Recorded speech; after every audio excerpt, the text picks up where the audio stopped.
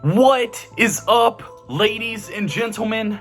But most of all, you ladies out there, thanks for clicking on another episode of Break the Silence. I am your host, Cyborg. All 30 teams played tonight. Let's talk about it. Split out!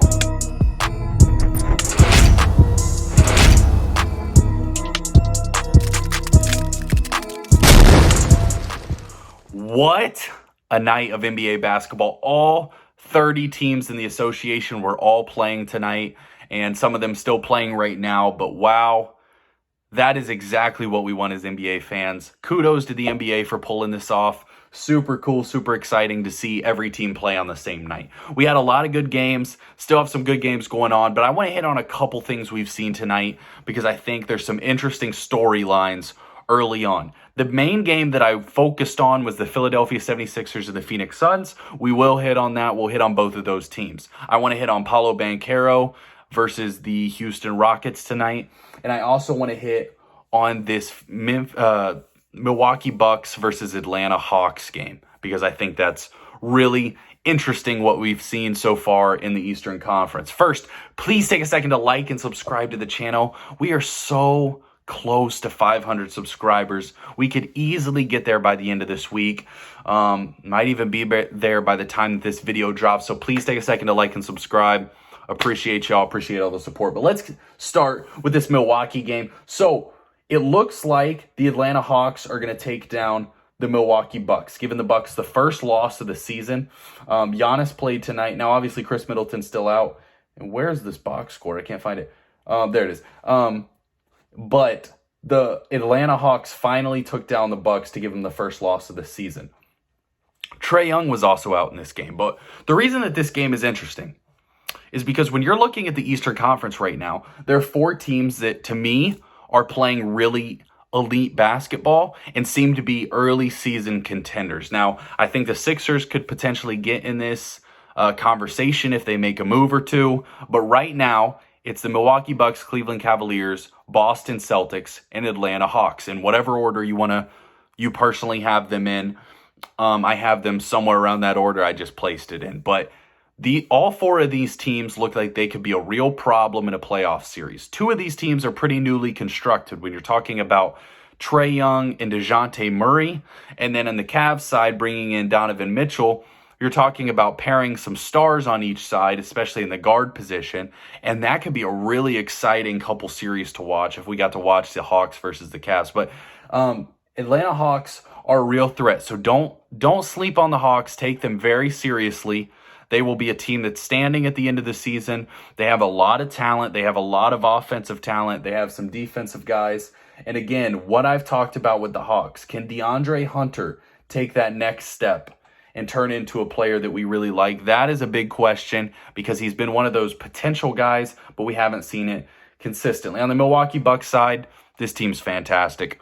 It's an absolute awesome NBA basketball team that's going to be around at the end of the season. They need Chris Middleton to come back. But for the Bucks, the concern is the playoffs. Get to the playoffs as the 1 or 2 seed and then see what happens from there. So that's what we're looking at, the Milwaukee Bucks. Let's move on to Paolo Banchero because holy smokes is this guy good. As a rookie, averaging, and I'll pull up his stats here in a second, but I think it was 23 and 8.5. Those are unbelievable numbers for a rookie NBA player, especially in the modern NBA where there's so much talent in the league. There's so much talent you're competing against on a night-to-night basis. And even on his own squad, he's got a couple decent players. But both of these teams, both the Orlando Magic and the Houston Rockets, not very good basketball teams. They're both going to be in the Victor Wembanyama sweepstakes. But I wanted to watch some of the young guys on these teams. And you might say you had 15 games on tonight and you chose to watch the Rockets and Magic. Yes, I did. Yes, I did. But that's because there's so many young studs on these teams that I think will develop into real playoff teams here in the next couple years. The Orlando Magic with Paolo Banchero and Franz Wagner, those are two absolute studs. Paolo tonight gave you 36 and 4, and Franz gave you 23. These are two guys that we really, really like. And if Orlando can continue to figure out what the flip they're doing with this lineup, because they got Bol Bol, Mo Bamba, Wendell Carter Jr., they just have so many long, lanky guys. If they were to draft Victor Wembanyama, I don't even know what you're looking at there. But they have so many of these guys that are so long and so athletic. But how do you play all these guys together? What rotation do you do? When you're playing against teams that can shoot, your perimeter defense lacks. It's kind of a weirdly constructed lineup. I think at this point, the Orlando Magic are trying to figure out who's going to be on their team long term, who's just going to be, someone they're going to move on from. So we'll see what the Magic do going forward. But let's talk about the winner of this game real quick. The Houston Rockets, on the backs of Jalen Green and Eric Gordon. Well, Jalen Green and Sengun, and I don't know how to say Sengun's first name, but this guy's unbelievable. Sengun, in the Rockets broadcast, called him the best footwork guy in the post in the entire NBA. That's stretching it a little bit, but he is very, very skilled, very talented. Ugly as sin, but a nice guy. And but he is a very talented basketball player. Had 20 points tonight. Jalen Green gave you 34. There are nights you see Jalen Green and you're like, this guy's going to be a real scorer in the NBA. And that's kind of what we hope to see from him. You're hoping that he becomes one of those elite scorers, the Damian Lillards, those types of players. Can he develop into something like that? What we need from Jalen Green's consistency, and that's what we talk about with a lot of these young guys. When you're talking about Cade Cunningham, Evan Mobley, Scotty Barnes, yes, we see the potential, but can you consistently perform on a night-to-night basis to help your team win basketball games? And I don't think we judge young guys on their winning ability in their first or second year. Once you hit year 3 or 4, would like to see you be pushing for the playoffs, but don't be too harsh on these teams' record quite yet because they got some young studs. Let's move on to the game that I really focused on tonight, and that was between the Philadelphia 76ers and the Phoenix Suns. Now, Chris Paul went out of this game with an injury early. Cam Johnson is out for a little while. It sounds, I think he tore his meniscus.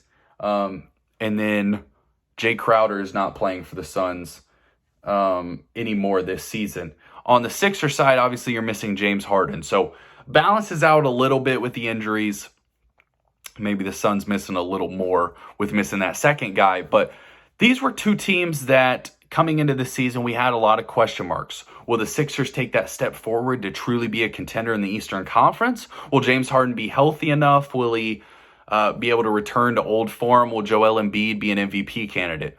And then on the Suns side, with the drama this offseason between Deandre Ayton, Monty Williams, and then, the mess with their owner, will they be able to come into the season and be that same level of contender that they have been previously? Now, the Suns have started this season way better than any of us could have expected. Maybe you thought the Suns were going to be, the same team that they had been, but I thought we'd see a little drop off. Not that they would fall out of the playoffs, but I expected them to drop to the 5 or 6 seed. What we've seen early on is that this team is still really, really good, and that is on the backs of Devin Booker. Devin Booker is one of those guys that when you talk about consistency, he's the model of it. He plays hard defensively. He plays the right way offensively. He's a pretty good playmaker.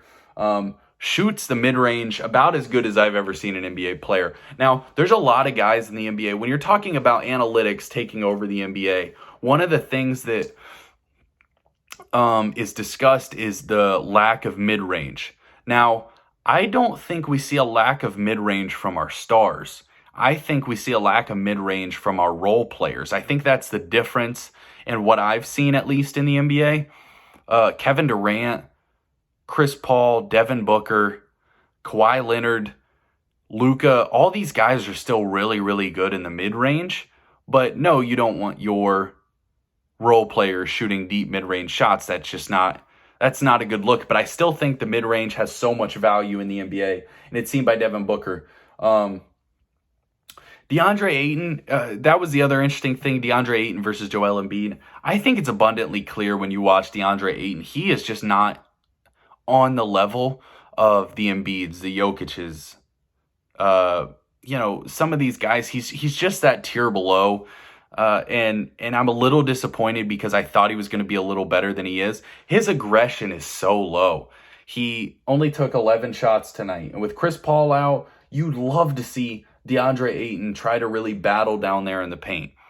On the other side, Joel Embiid gets to the free throw line a crazy amount. And this is not even a knock on Embiid because he shoots the free throw unbelievable. And when Embiid is getting to the free throw line at a high clip and hitting his free throws, that's truly when Embiid is at his best, because that means he's being aggressive. That means he's unstoppable and being the dominant force in the paint and not settling for the three ball as much, where if I'm playing against Embiid, him settling for a three ball is a win for me. Him taking me down to the paint and using his physicality and his size, that's not what I hope for when I'm guarding Joel Embiid. Now, this James Harden injury, I think, could actually be good for the Sixers. I think you want to try to get guys like Tobias Harris, Tyrese Maxey, D'Anthony Melton, George Niang. You want to get some of these guys rolling, because I think what I noticed early in the season from the Sixers was their depth looked pretty poor.